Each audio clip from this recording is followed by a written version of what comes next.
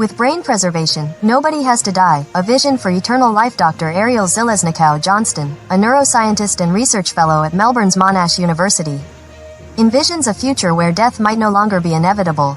His new book, The Future Loves You: How and Why We Should Abolish Death, explores how advancements in neuroscience and technology could enable us to press a pause button on dying, preserving individuals until cures or solutions for their ailments become available.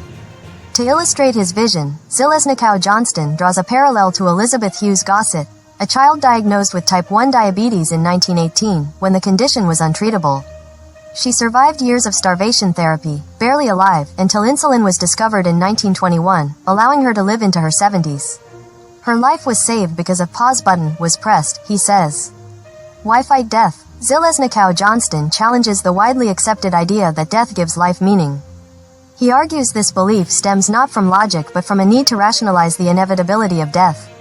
If you survey people about how long they'd like to live, most add just 5 to 10 years beyond their expected lifespan, he explains. But when good health is guaranteed, the number rises significantly, 120, 150 years or more. The closer people are to death, the more they want to live. The neuroscientist believes the primary goal of medical research should be the complete elimination of disease and death. While this may seem futuristic, he insists it's a natural continuation of human progress, just as advances like mechanical ventilators and organ transplants redefined life and death in the 20th century. Zeleznikow-Johnston sees brain preservation as the next frontier. The science behind the vision. Modern definitions of death revolve around brain activity, particularly the loss of one's connectome, the intricate network of neural connections that encode our identity and memories. Zeleznikow-Johnston argues that preserving the connectome could one day allow individuals to be revived.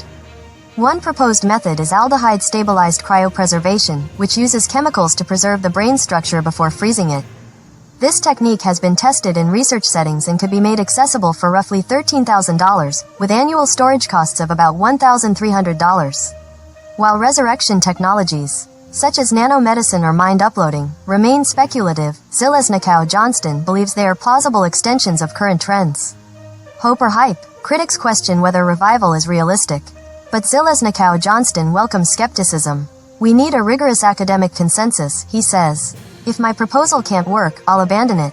But if it does, it could transform how we approach life and death. Even if such advances are centuries away, Zeleznikow-Johnston finds comfort in the possibility. Knowing there's a chance for me and the people I love to be preserved and potentially revived offers a glimmer of hope. In his view, rejecting these ideas without exploration would be short-sighted. For most of history, surgery meant unbearable pain. Then, anesthesia changed everything. What was once impossible became a fact of life. Why shouldn't we believe the same about death? This is not just science fiction, he insists. It's the future knocking at our door. The question is, are we ready to answer?